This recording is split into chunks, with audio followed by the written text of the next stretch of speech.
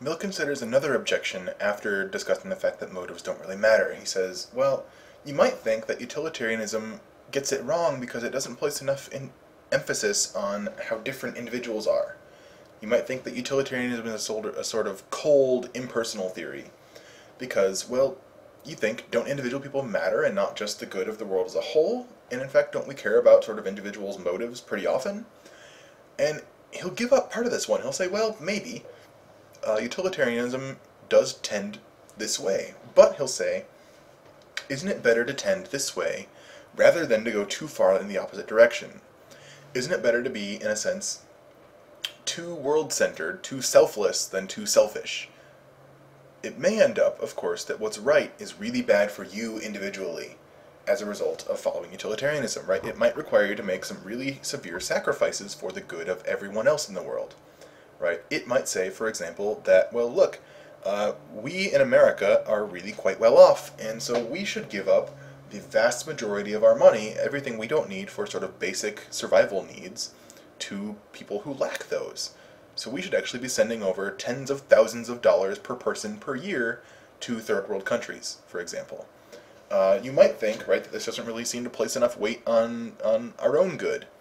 But, of course, you might also think, well, look, is this really all that different from other theories? Isn't the right thing to do giving to charity? Wouldn't Kant say that of course you ought to give to charity? Wouldn't most religious ethics say of course you should give to charity?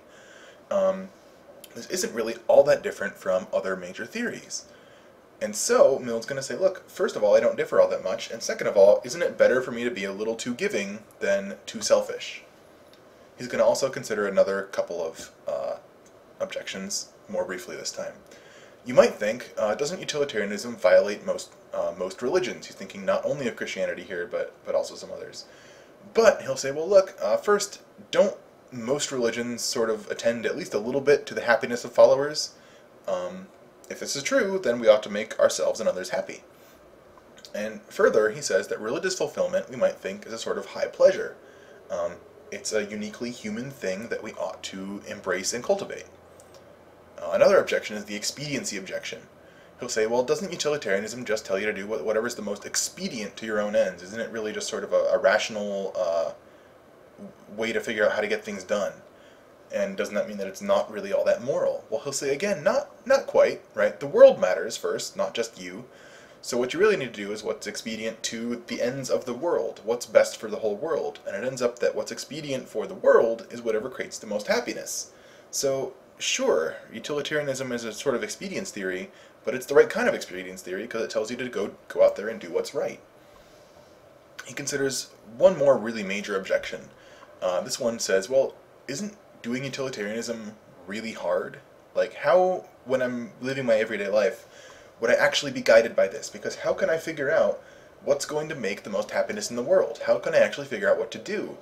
It seems like this would take an immense amount of sort of polling and math, and I need to do all these calculations when I think about, I've got, say, two things I can do, right? I need to decide even something really basic, like what should I do with the rest of my afternoon, right? Should I watch a football game? Should I go to the zoo? What should I do? Well, right, whatever I choose to do is going to have all these effects. I need to think about, well, if I go to the zoo, then I'm going to stimulate the economy.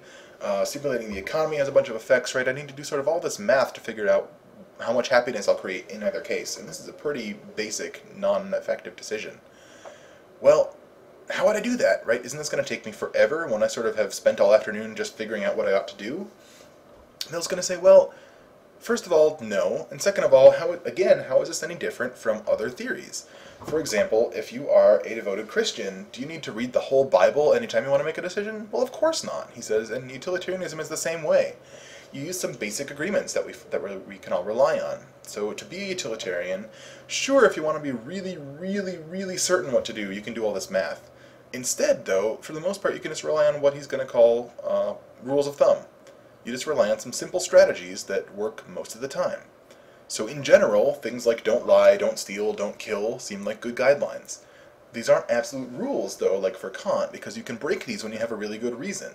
So if there's a murderer at the door, like in Kant's example, now you can lie, because things go better when you do. So utilitarianism, it ends up, isn't actually that hard. We'll talk a little bit more about this in our last video.